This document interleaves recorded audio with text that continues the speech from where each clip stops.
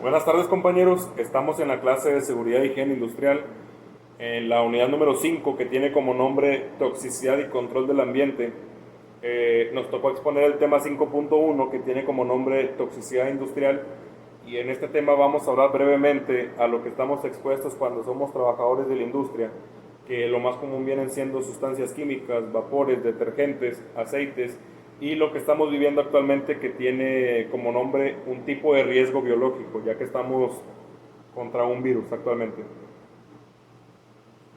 Tenemos que la toxicología industrial se encarga de evaluar el impacto de diversas sustancias químicas sobre el organismo, vivientes y el ecosistema, estableciendo además la magnitud del daño en función de la exposición y los mecanismos que la producen. Prácticamente cualquier sustancia puede producir efectos nocivos si se administra en forma y dosis apropiada para que se produzca el efecto nocivo.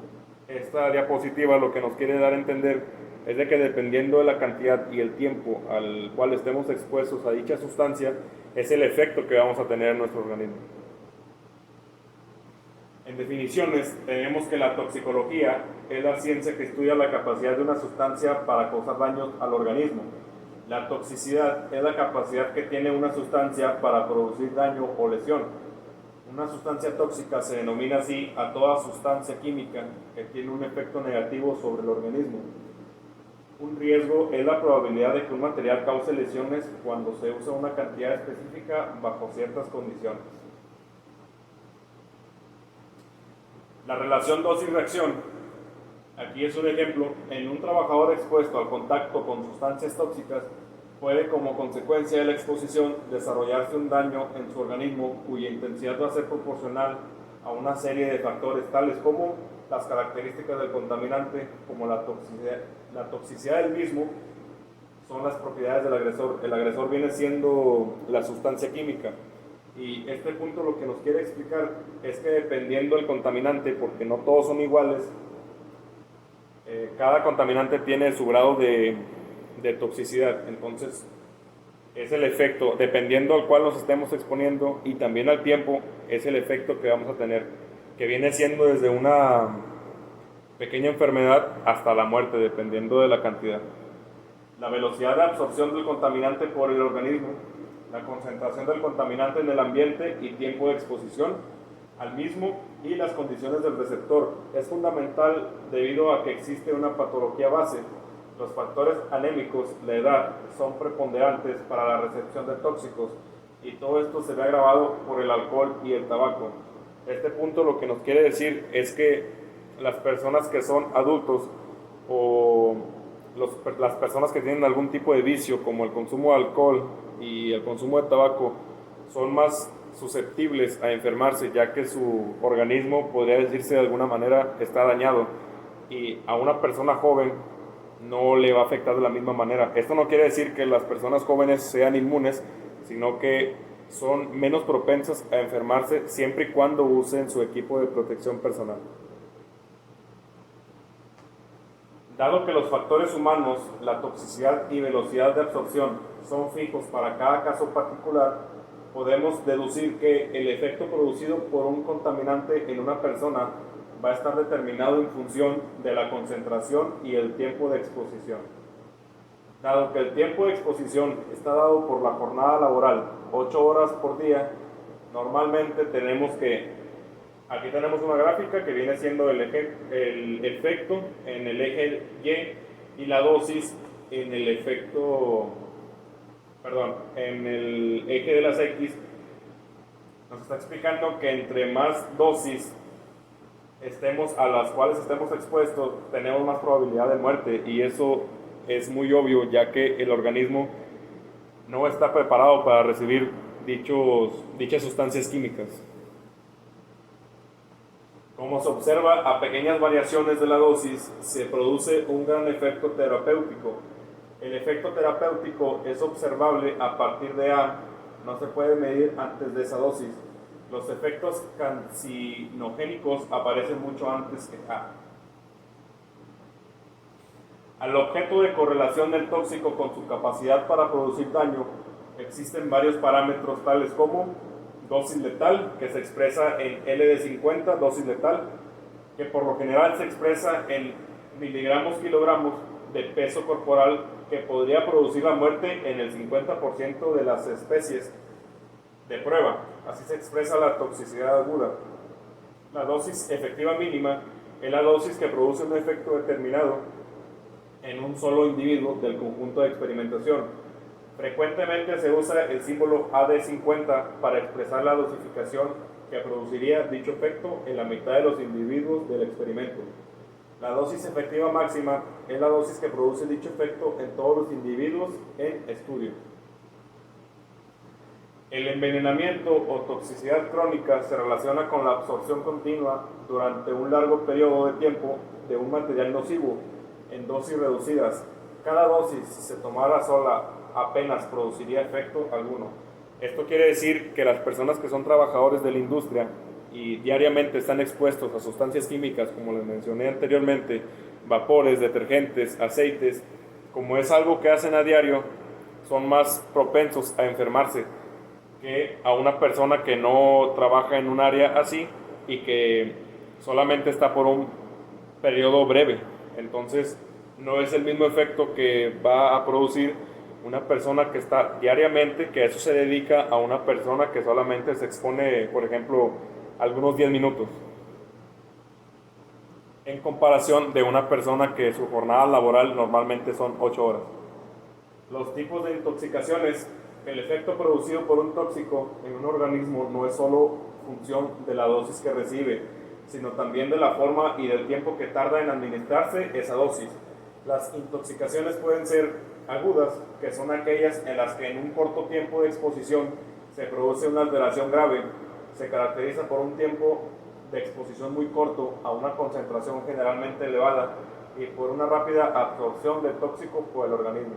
Este tipo de intoxicación aguda lo que nos quiere decir es de que si el contaminante, o dependiendo del tipo de contaminante, si es muy fuerte, apenas lo respiremos o apenas estemos cerca de él, es uno de los que tiene un efecto muy grave. Y las crónicas son las que se producen por exposición repetida a pequeñas dosis del tóxico. Se caracteriza por concentraciones pequeñas del contaminante y largos periodos de exposición. En la intoxicación crónica, los mecanismos principales que originan el desarrollo del efecto son la acumulación del tóxico en ciertas partes del organismo. Esto ocurre cuando la cantidad de tóxico absorbida por el organismo es mayor que la cantidad del mismo, que el organismo que es capaz de eliminar. Cuando la concentración del tóxico en lugar de acumulación alcanza un cierto nivel, se producen los efectos correspondientes. Otra forma de desarrollar el efecto de un tóxico es por acumulación de los efectos producidos en cada una de las exposiciones. En este caso, el contaminante no se acumula en el organismo, sino que es eliminado transcurrido un cierto tiempo desde que se produjo la exposición. No obstante, cada una de estas exposiciones repetidas produce un pequeño efecto o daño no manifiesto en el individuo, y es la acumulación de estos efectos los que produce el efecto o daño total que se manifiesta. Esta diapositiva lo que nos quiere explicar es de que al momento de nosotros estar expuestos crónicamente a un tipo de sustancia química, probablemente no tengamos algún efecto en ese momento, pero como el nombre lo dice, es crónica. Conforme vaya pasando el tiempo se va acumulando el efecto dañino y puede llegar a un punto en el que cuando se presente puede ser mortal. Para evitar estas cosas, todas las empresas tienen su equipo de protección personal y no hay que basarnos en el conocimiento empírico, ya que por algo nos están dando el equipo de protección personal. Es muy importante porque utilizarlo es la diferencia entre trabajar como se debe, seguro, y el no utilizarlo no nos hace más expertos, sino que nos hace más propensos a sufrir algún accidente. Tenemos que la intoxicación aguda es el conjunto de síntomas como consecuencia inmediata de la absorción de una dosis importante de un producto tóxico ingerido o inhalado en una sola vez, o en varias pero muy seguidas. Es subaguda. En este caso, las manifestaciones son muy llamativas, incluso puede dar lugar a la muerte, que vienen siendo los venenos. Y como les estaba explicando anteriormente, en esta gráfica tenemos que el estado de salud antes de respirar la sustancia química, si viene siendo un vapor, tenemos que la salud está estable, pero como es aguda, es muy potente, podría decirse así, tenemos que de estar bien, podemos pasar al ingreso del tóxico, llegar hasta la muerte, y si no llegamos a la muerte, la recuperación va a ser muy lenta, siempre y cuando no nos estemos exponiendo crónicamente a dicha sustancia. Y la intoxicación crónica, que viene siendo la de este lado, es cuando se asimilan en un tiempo dado de cantidades mínimas de una sustancia tóxica que se acumulan más rápido de lo que el organismo puede eliminar. Entonces la diferencia entre la intoxicación aguda y la intoxicación crónica es que la intoxicación aguda puede ser estar bien, estar expuestos a la sustancia química, llegar a la muerte o recuperarnos muy lentamente. Y la crónica es cuando nos exponemos diariamente a una sustancia química y no le damos el tiempo al cuerpo de eliminar dicho virus, se va acumulando y en algún momento puede expresarse el virus de forma mortal también. Por eso se llama crónica, de que estamos exponiéndonos diariamente a dicha sustancia. Número 1. Las mediciones en el medio físico. Se determina la concentración en el aire de la sustancia con el fin de evaluar la cantidad del producto. Se mide en miligramos metro cúbico o en partes por millón, que viene siendo ppm. La número 2, las mediciones en el medio biológico. Al ingresar una sustancia tóxica al organismo, causa una alteración que puede ser desde muy débil, se encuentran residuos de la sustancia en las excretas, hasta la muerte.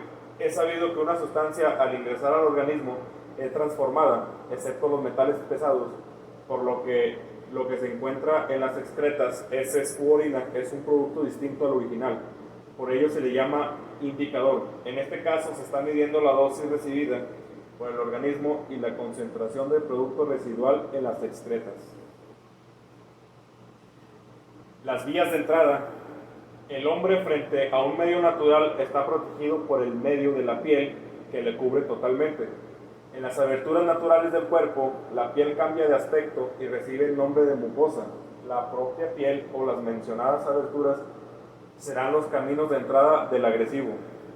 Bueno, el medio por el cual una sustancia química es muy común que entre es mediante la respiración. Pero si tenemos algún tipo de herida, una cortada, también el vapor entra por ahí, porque no tenemos piel en esa parte, entonces es muy fácil que entre.